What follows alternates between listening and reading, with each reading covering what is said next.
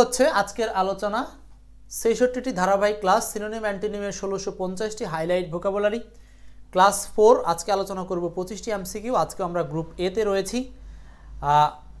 আজকে একেবারে প্রথম প্রশ্নে চলে যাব। প্রথম প্রশ্ন হচ্ছে আপনাদের জন্য রেখেছি, অ্যাকিউমেন ইজ ইনকম্প্যাটিবল উইথ।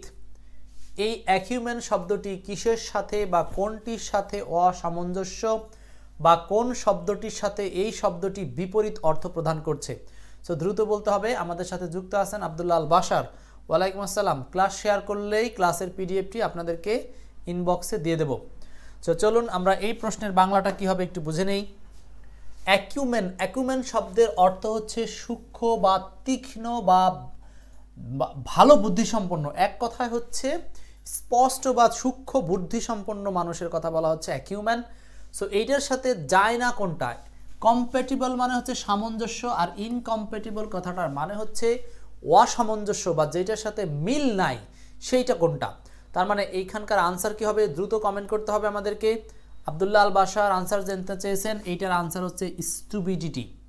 স্টুপিডিটি, স্টুপিডিটি মানে হচ্ছে যেটাকে বলা হয় নির্বোধ বা বোকার সাথে জড়িত। সো অ্যাকিউমেন মানে হচ্ছে তীক্ষ্ণ বুদ্ধিসম্পন্ন, আর স্টুপিডিটি হচ্ছে নির্বোধ বা বোকা। এখন আপনাদেরকে এইটা মনে রাখার একটা টিপস বলি। মনে রাখার টিপস হচ্ছে, আপনি এই শব্দটা আপনার গ্রামে কে এমন ব্যক্তি আছে যে অ্যাকিউমেন তীক্ষ্ণ বুদ্ধিসম্পন্ন তার কথা মনে করেন এবং বলবেন যে অমুক ব্যক্তিটি খুব অ্যাকিউমেন। আবার যে নির্বোধ তার সম্পর্কে আপনি মনে মনে বাংলা ইংলিশ বাক্য করেন যে অমুক লোকটি হচ্ছে খুব স্টুপিডিটি আচরণ করে, মানে নির্বোধতার আচরণ করে। এইভাবে চাইলে আপনারা এটাকে মনে রাখতে পারেন। ওকে, আমরা যাচ্ছি পরের প্রশ্নে। 2 নাম্বার প্রশ্ন। 2 নাম্বার খুব গুরুত্বপূর্ণ প্রশ্ন। What is the antonym of apostate? Apostate শব্দের অ্যান্টোনিম কি? অ্যাপোস্টেট বহুবার আসছে এই প্রশ্নটা। অ্যাপোস্টেট, অ্যাপোস্টেট শব্দের অ্যান্টোনিম কি? অ্যাপোস্টেট, অ্যাপোস্টেট শব্দের অ্যান্টোনিম কি? অ্যাপোস্টেট বলতে হবে। 2 নাম্বার প্রশ্ন, অ্যাপোস্টেট। ক্লাস শেয়ার করতে হবে এবং দ্রুত বলতে হবে। অ্যাপোস্টেট শব্দের অ্যান্টোনিম কি? দেখেন, অ্যাপোস্টেট কথাটার বাংলা হচ্ছে স্বধর্মত্যাগী।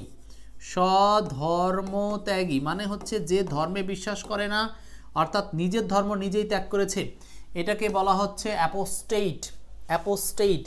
আর এইটার বিপরীত শব্দ হচ্ছে লয়ালিস্ট, মানে হলো যে বিশ্বস্ত বা যে কোনো বিষয়ে বিশ্বাস করে।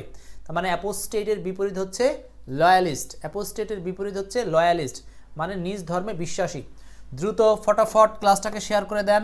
ক্লাস শেয়ার করলেই কিন্তু এই পিডিএফটা পেয়ে যাবেন আপনাদের সরাসরি মেসেঞ্জারের ইনবক্সে। 3 নাম্বার প্রশ্ন, what is the opposite of the word anomalous? Anomalous শব্দের অপোজিট কি? অ্যানোমেলাস, অ্যানোমেলাস শব্দের অপোজিট কি? What is the opposite of anomalous? Anomalous শব্দের অপোজিট কি?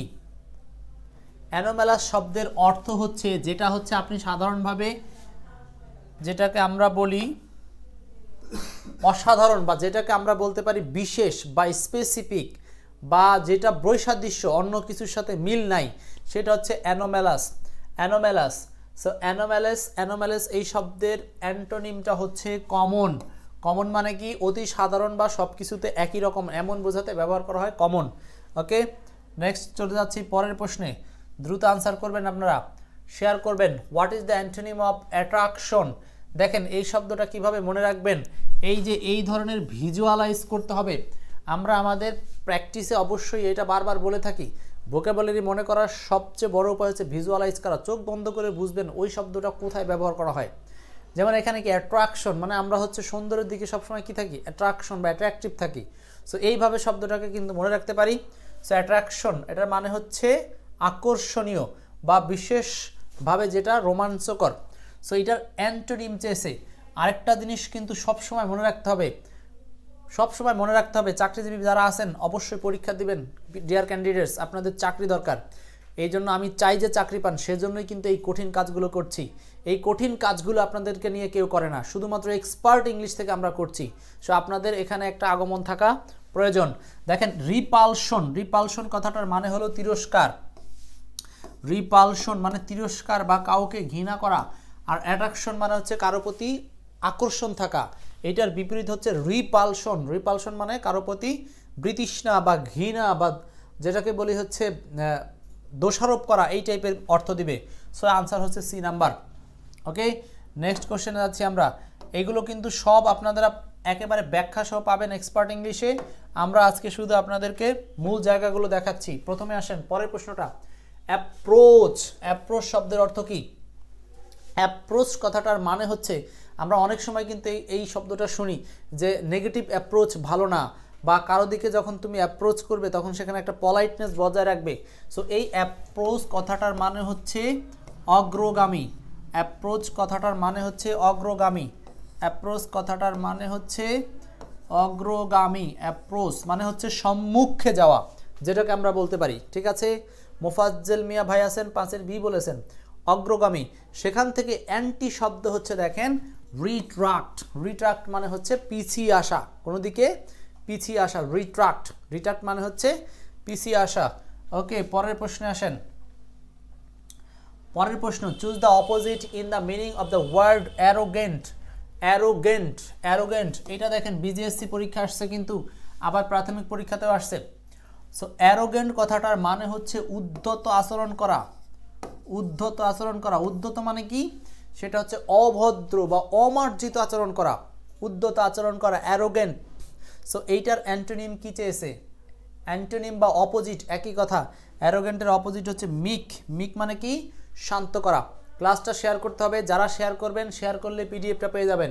শেয়ার করে অবশ্যই কমেন্টে লিখেন শেয়ার ডান, আপনাকে মেসেঞ্জারে পিডিএফটা দিয়ে দেবো এক্ষুনি। তো 6-এর আনসার হচ্ছে ডি নাম্বার, মিক।